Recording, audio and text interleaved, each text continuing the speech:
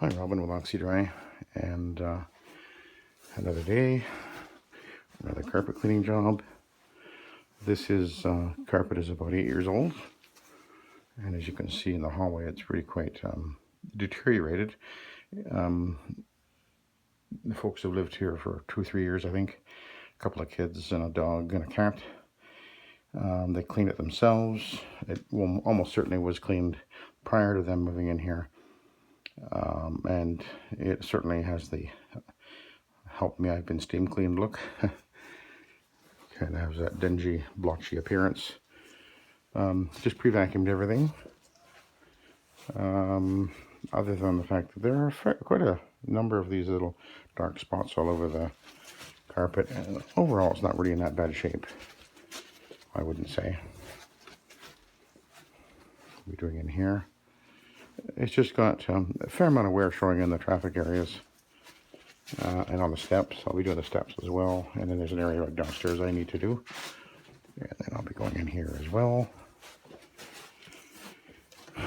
And this is a Frieze carpet. It's a nylon. It's actually the same carpet as I have in my own living room. And there's an interesting thing about Frieze carpet that there are some that will say that a Frieze carpet is a difficult carpet to clean. But I've never really found that to be the case. But those who are saying it, and one in particular has got a lot of videos out, and every time he comes across a video, a Frieze carpet that he's cleaning and he starts talking about it, he'll once again say they're difficult to clean. And for a while there, I was rather puzzled as to why he was saying that all the time. And then when I was experimenting years back doing Frieze carpets, or doing carpeting with my OP systems, I remember, well, that's actually kind of true, at least when I was using the OP. Now I'm cleaning obviously with a rotary machine, and the rotary machine does it rotates like an OP, but it does not do that oscillating motion back and forth. It's a consistent rotation on one side. On the left side there, that pad is moving toward me, and the back it's moving that way. On the right side it's moving that way, and on the top going that way. So it's doing a complete 360 degree cleaning pass on the carpet. It does that 3 times per second, so there's an awful lot of cleaning power going on right here. But an OP machine works a little differently. Although they do rotate, they rotate a lot slower, but at the same time as they're rotating, they do an oscillating motion, and the movement is very small. It's about, I think it's, for most of them, is about 3/16 of an inch or so, somewhere in there. I can't remember exactly what it is, but so what happens is, I've noticed when I was using my OP machines, and one of the reasons why I don't use OP for residential is I ran into this problem. This observation was that on the longer pile carpets, what happens is that oscillating motion of rapid, back and forth, back and forth, back and forth on the yarn itself, I can put my fingers like this, with that motion is going to be moving back and forth, back and forth, back and forth constantly, just a little bit, right? But if the yarn is moving, then the ability of the pad to clean the yarn is going to be greatly diminished, because most of the energy is put into just literally moving the yarn itself back and forth. Now, it's not going to be moving back like that. It's just very little motion. Like I said, I think it's only 3/16 of an inch or so.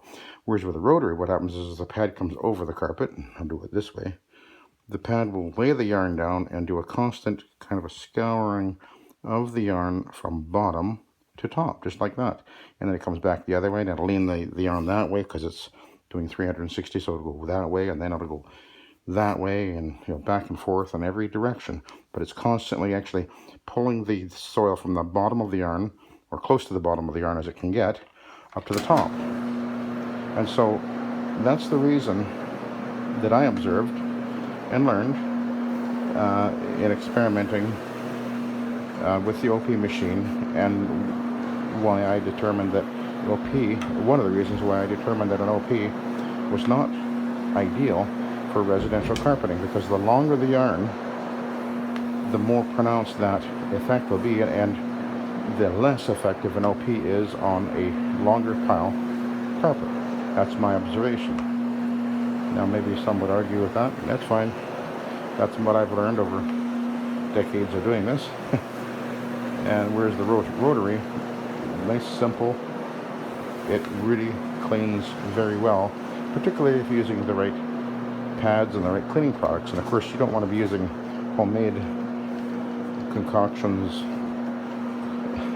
because right away you run into all kinds of problems. And by the way, this particular individual is one of those guys, and he's always bragging about how he's using ammonia and peroxide and that very toxic is that industrial degreaser.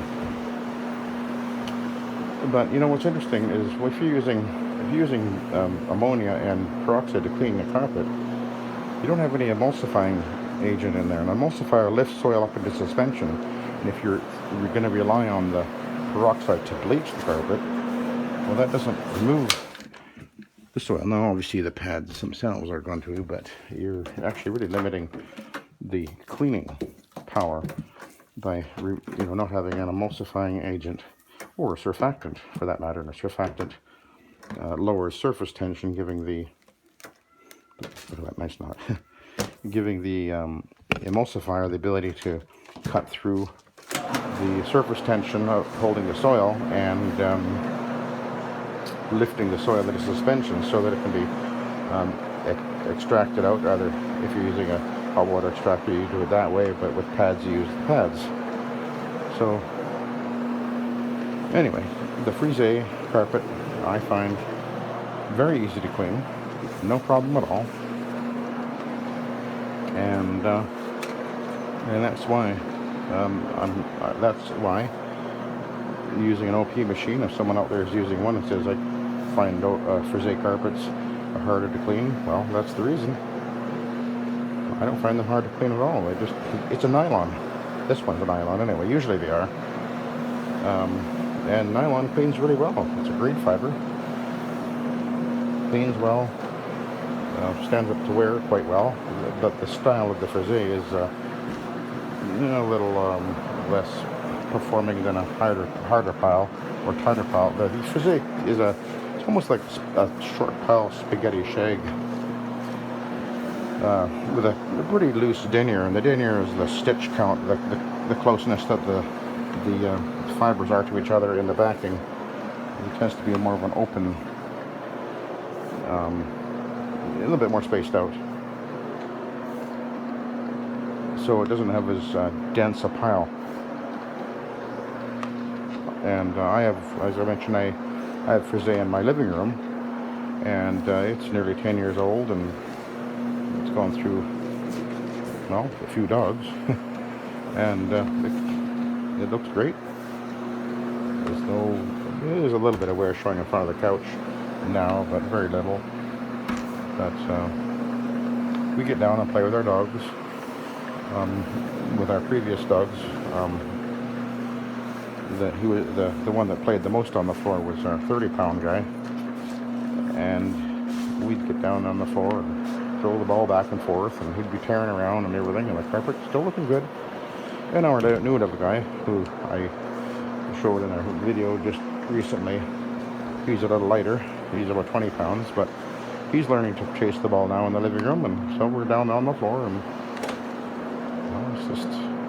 it's a fine carpet. Cleans great, standing up well, stains come out of it easily. There's no problem cleaning a Frieze with a rotary. Now I'm cleaning today with, right now I have a hog's hair fiber pad on there, and by the way, they work really well on the Frieze. No problem at all.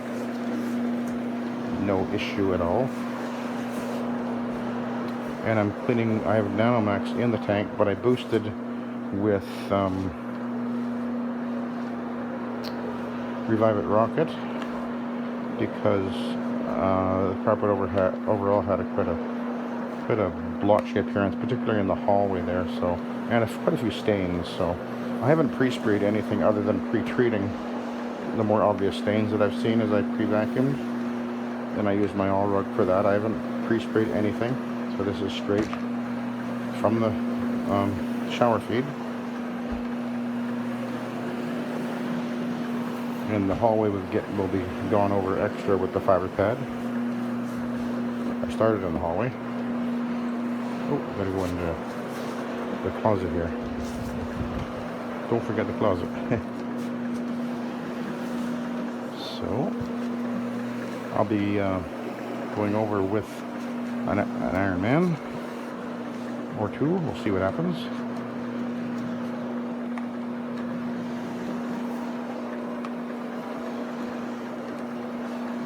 Okay.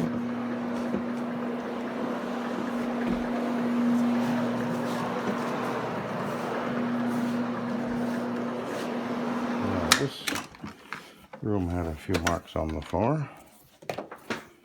Pull my slack here. Kind of a wet day today. Oh, I should tell you the story. Last night, about, I think it was around 3 o'clock in the morning, all of a sudden our little guy, Billy, bolted out of the bed, barking his head off.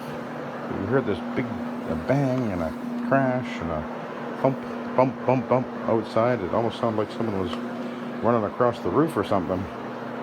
And so we jumped out of bed and went looking to try and figure out what was going on. And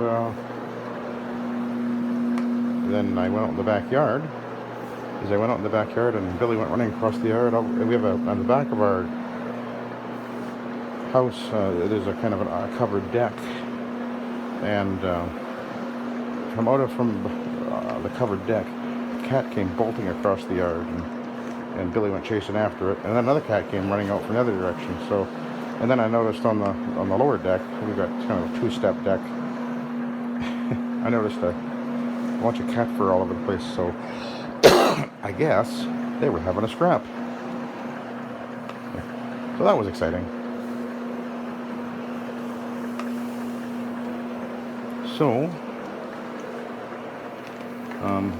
now this is where the stains were, right where I'm standing actually. So I'm going to come back over that in a sec. And there was something just over to my left here. That one, which hasn't budged yet. So, usually a stain will come out almost instantly, but it's not yet. So we're going to try something here.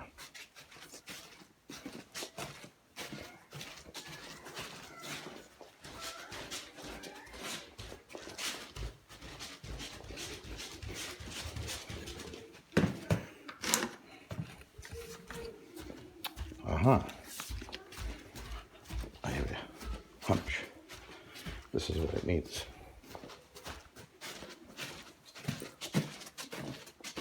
I may be wrong, but let's give it a try.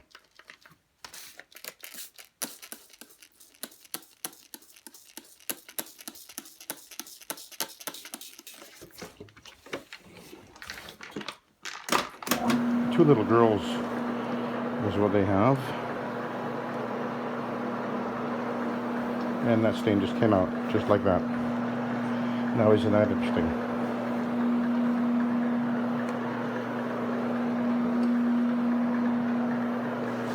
Yeah. So, not a surprise. I expected that. Because it must have been some kind of a... It could have been ink, actually. You know, maybe they had a bit of felt pen on the floor there. You know, little girls play with felt pen and got it under the carpet there. So, and the wink takes that, it takes out ink very well. And if you haven't figured out what wink is, well, go and watch my video on my stain removal kit.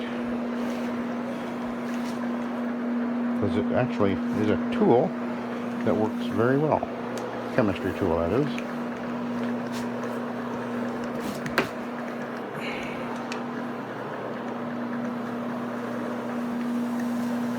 Let's put a little bit of extra solution in there.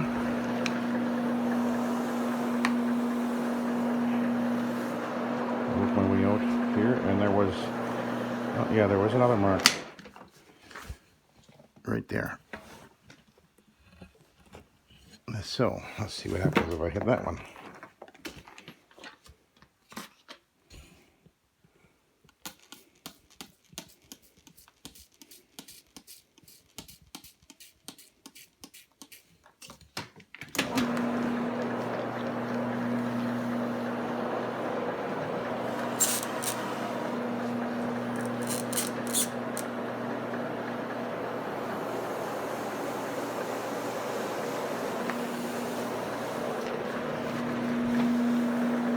And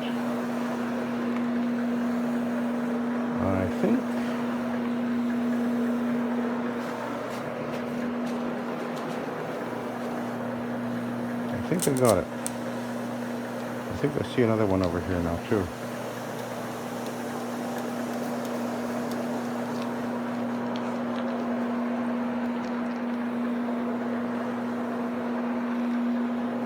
Okay, looking good. So let's go into the final room.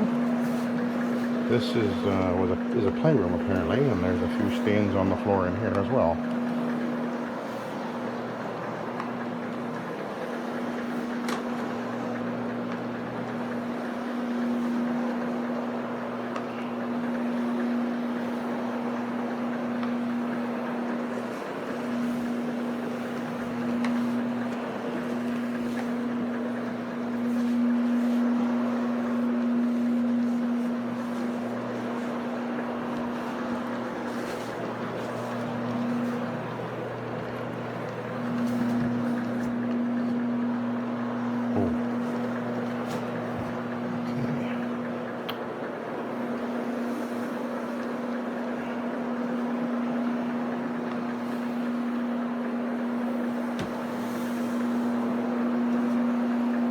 Take my time.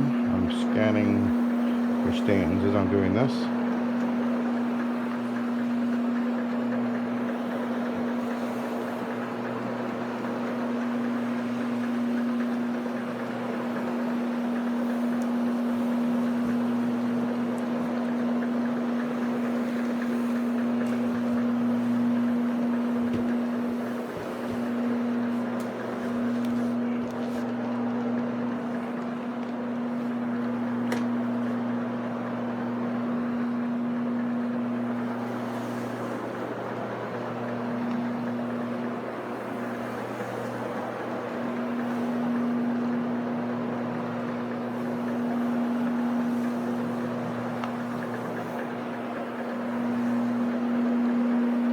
Looks like these stains have all come out, I think.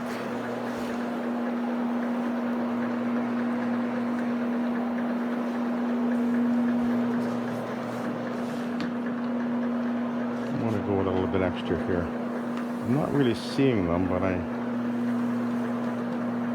think I'll just do a little extra. I'm putting a little bit more solution on. Maybe you can see the carpet getting slightly white there. I'm not dumping it in there. I'm just making sure that I got the cleaning product there.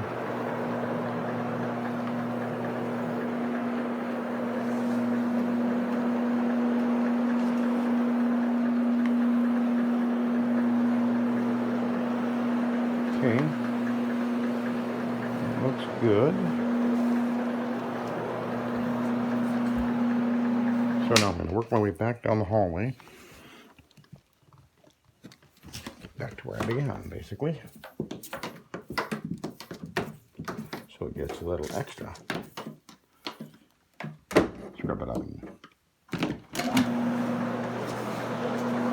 So this is the worst area, is the hallway, where all it's the highway, of course. And there's the bathroom right to the left. Right to the left, or to the left. At least on this floor, anyway.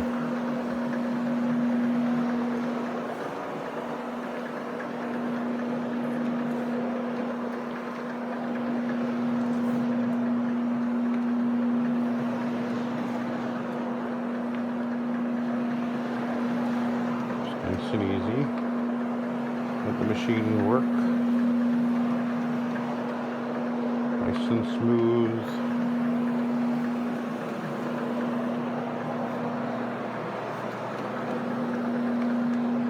The people are, the kids, there's a dog and a cat, and the husband is here as well. And, you know, if I was going to be using, like some people are using, like I said, the ammonia to clean and whatever, I mean, you can't clean with that in somebody's house.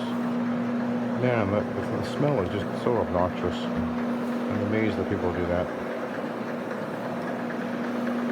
The Nanomax has virtually no smell, and the Revive It Rocket has a slightly citrusy odor scent. It smells nice, but it's not very strong at all. So it's pleasant to have around, and people will comment on how nice it smells and things like that. So let's put this over here.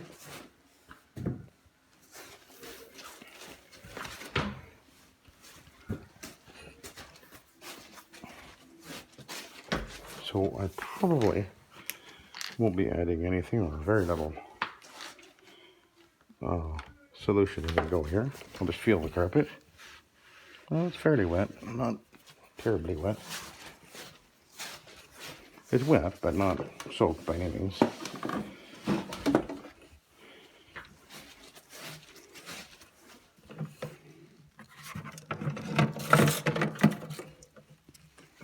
So far I've used, how much have I used? Oh, here we are, right. I've used half a gallon. That's it.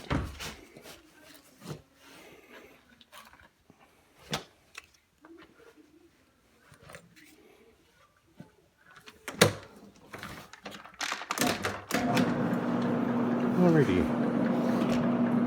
So I'm just going to add a bit of solution, make sure the pad has got a little bit of moisture there. And now away you go. I don't expect I'll be adding any more now. And make sure I get out to the edges.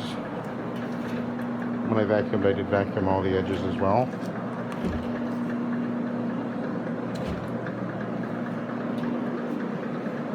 Just overlapping passes, making sure I am cleaning 360 degrees on all the traffic areas, etc. That doesn't happen on the edges, but it does not matter. Almost never.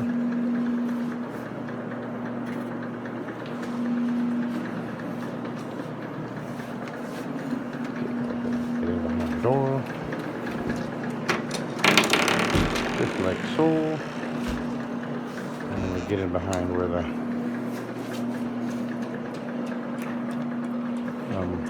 dollhouse was.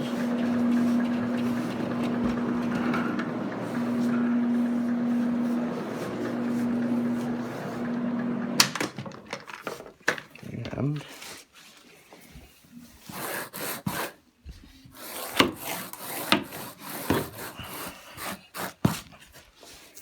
I think that's the only thing I actually have to move.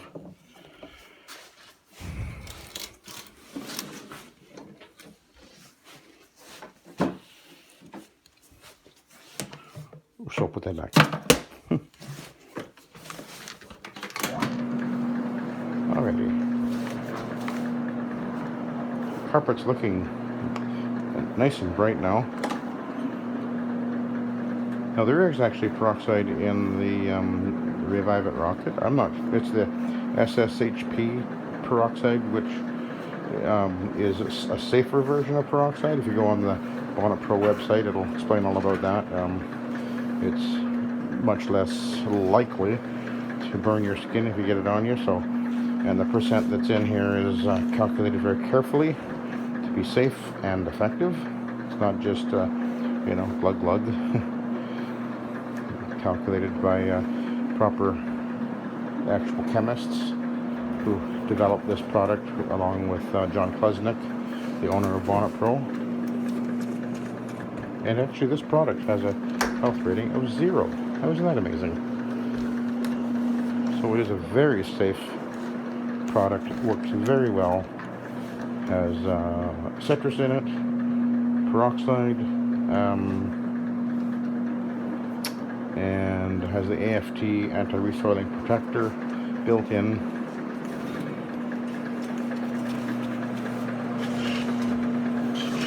And it's a great product. So that's, just bear that in mind. There are really good products that are sold at the end cap store as well.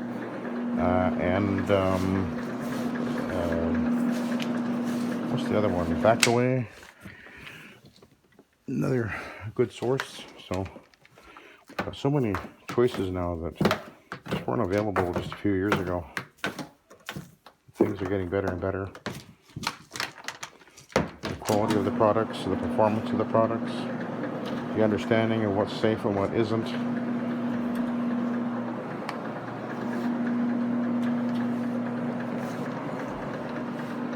Okay, we'll go in here. I'm gonna add a little bit of solution right there. Done.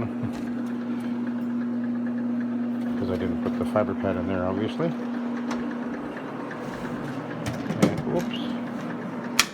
Oh, these things are a pain in the butt. I'm not even sure what that is. I thought it was, oh, maybe it's a, you know, for detecting that gas or whatever. I don't know. It's not like one I've ever seen before. Anyway, so we'll go in here.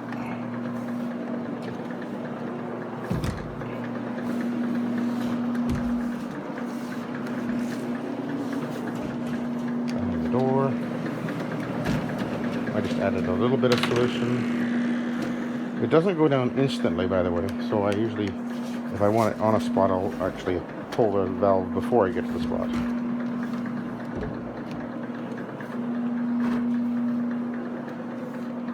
There's a bit of a delayed action because it has to go through the pad. My machine has a center feed.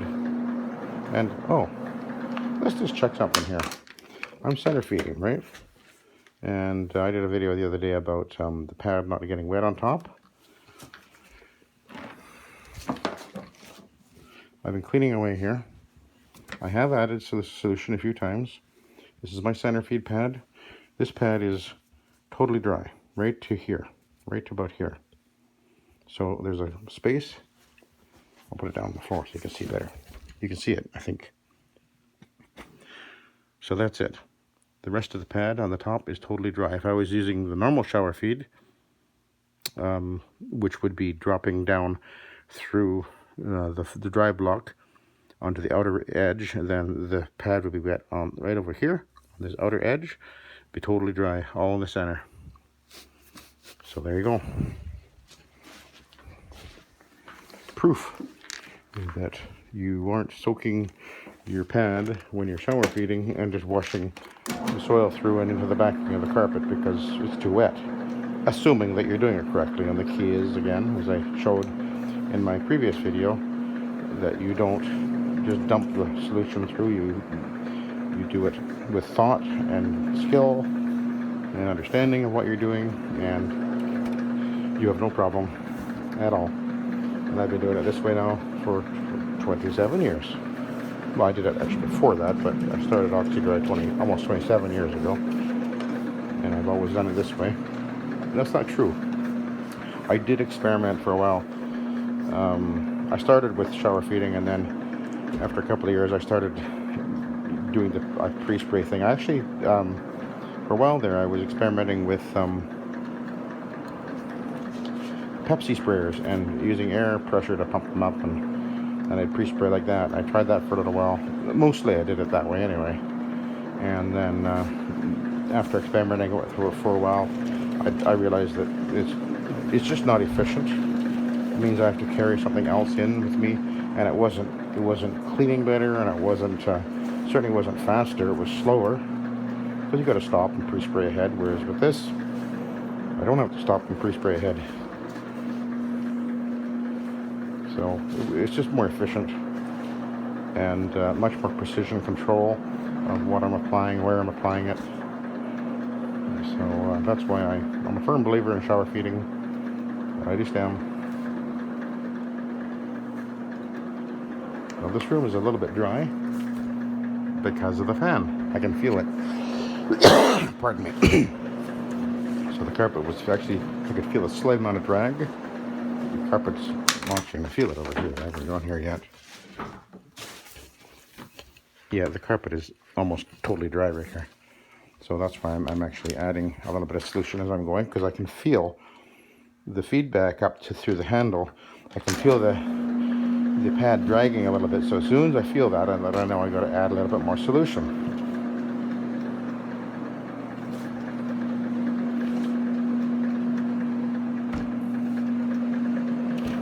It's all about really.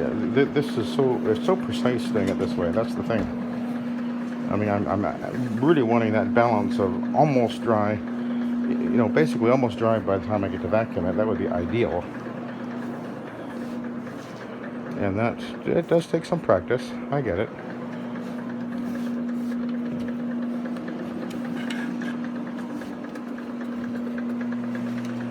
But there's nothing simpler. And I'm a simple guy, and so I do it a simple way. It works very consistently, very reliably.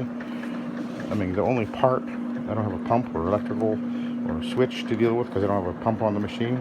The only thing I have is, oh, there's a sprout there. The only thing I have is the valve in the tank, which they can wear out. I mean, I've actually never worn one, although I replaced them just because I wanted to be preemptive maintenance, I guess you could say, but I've never actually had to replace a valve. But eventually, I guess that's certainly possible. But they're not expensive anyway, and they're very simple and easy to replace, and not a big deal.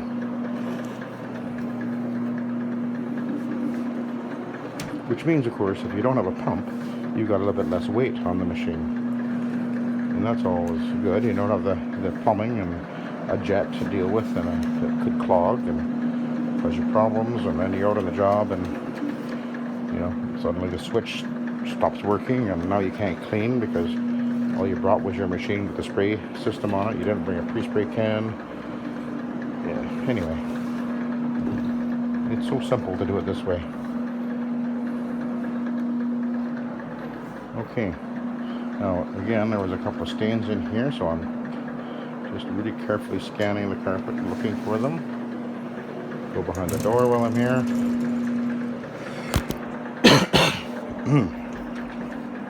Getting a tickle in my throat. Now the stains that I treated with the Wink are gone. I'm not seeing them at all.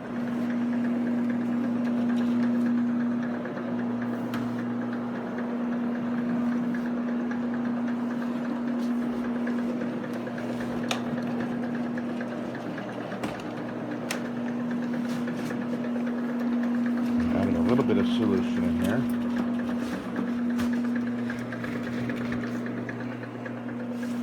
Make sure that that pad remains just a little bit damp, not soaking.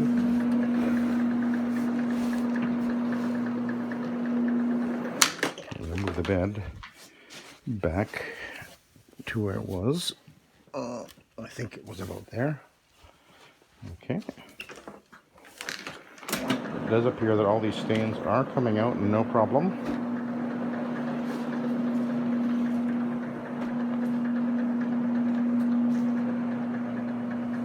We have 33 minutes now.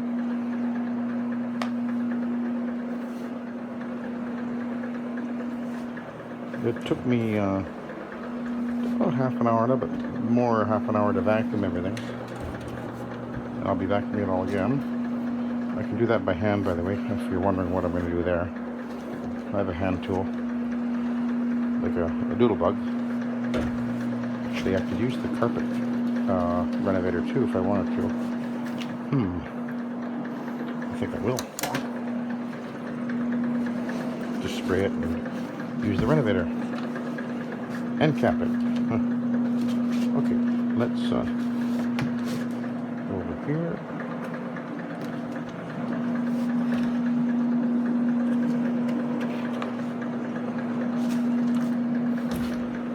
Looking good. Now this one I did add more solution to, so I don't expect I'll be needing to add any through the Iron Man pad. So we'll scoot behind the door. Nice and easy.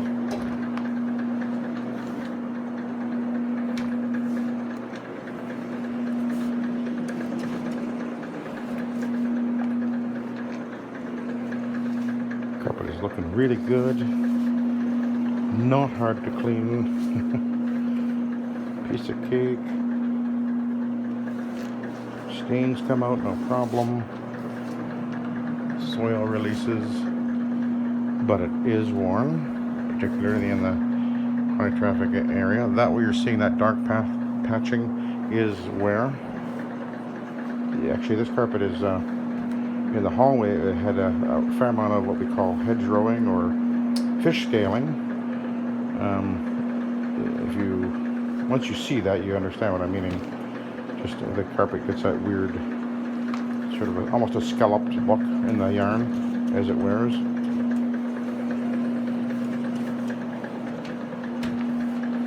So, what I'm going to do now is I'm going to go back to the beginning, back down the hall again. And of course the carpet will actually look a lot, it'll brighten up too as it dries, because that's what happens with this system. Just the way it works.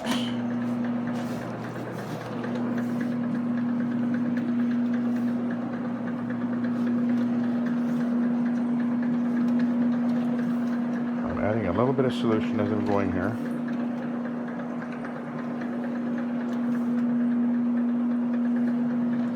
You can really see the pile it looks like spaghetti down here.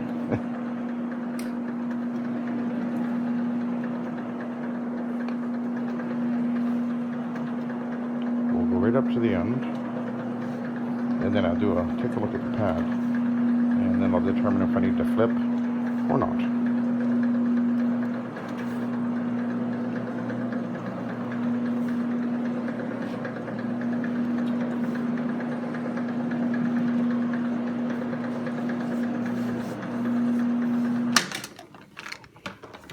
So let's have a look-see.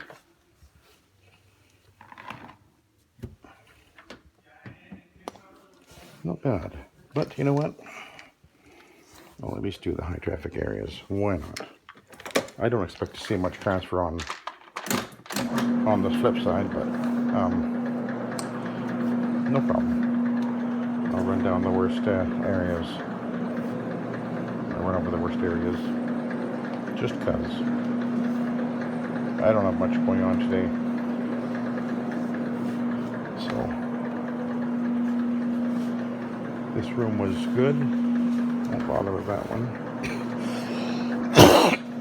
Pardon me.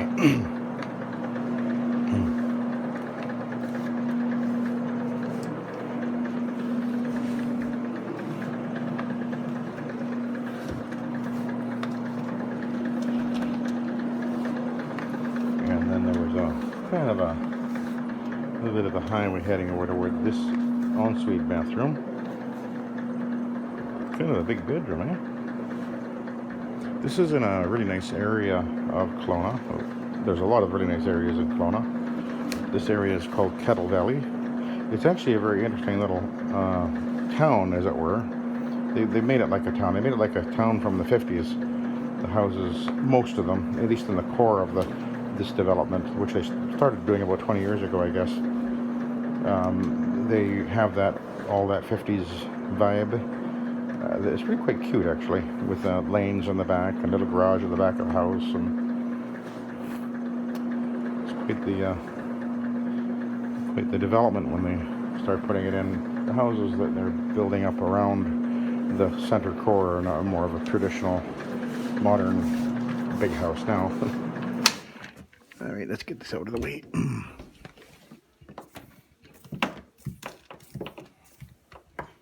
But it's one of those you're paying more to be here just because of what it is, too.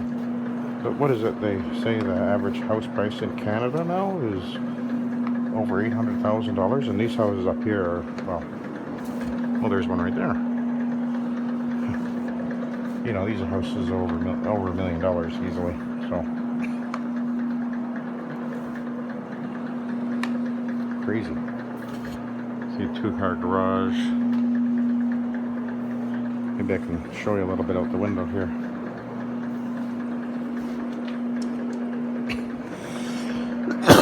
Oh, I got a dry throat or something.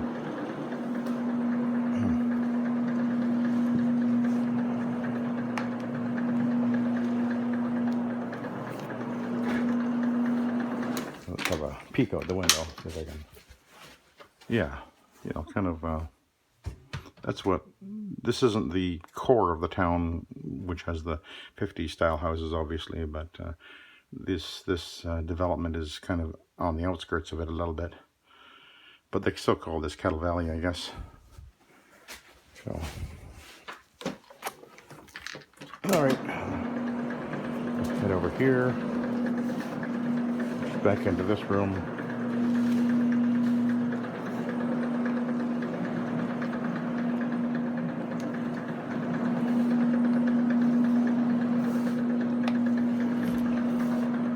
I'm actually not doing the intensity of, or the level of cleaning volume-wise that I used to, and it's actually, I really like it better because I just, you know, instead of doing, you know, trying to push out 4 jobs a day or so, you know, going down to 3 and sometimes just 2, it's much more relaxing.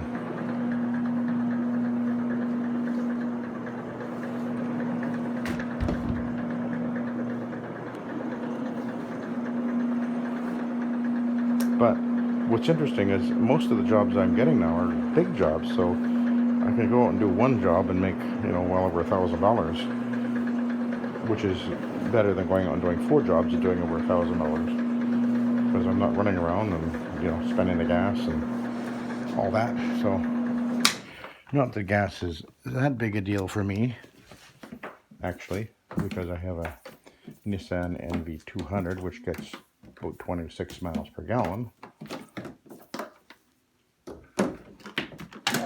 And you can't get better than that. And I don't drive as much as even a couple of years ago, because I used to go up to Vernon, which is a town about 45 minutes north, and I'd be up there usually at least once a week. So a lot more driving was going on the highway, and now I don't even bother going there. I'm just so busy here in Kelowna. So most of my jobs are within 10 or 15 minutes of each other. Makes a difference. It's kind of like working smart instead of hard. Stick with, you know, try to be more efficient with my time and my energy, etc. Okay, now I'm almost done. We'll take a look at this pad, and then I will slime off and go from there. I'm going to see if I can do the post vacuum, show you that, so we'll see how the carpet looks when I'm done. We'll see if I can do that. But anyway, let's have a look. This is the B side. So that's not bad actually at all. That was the first side. That was the second side. It's just a little bit of soiling, not bad. Okay.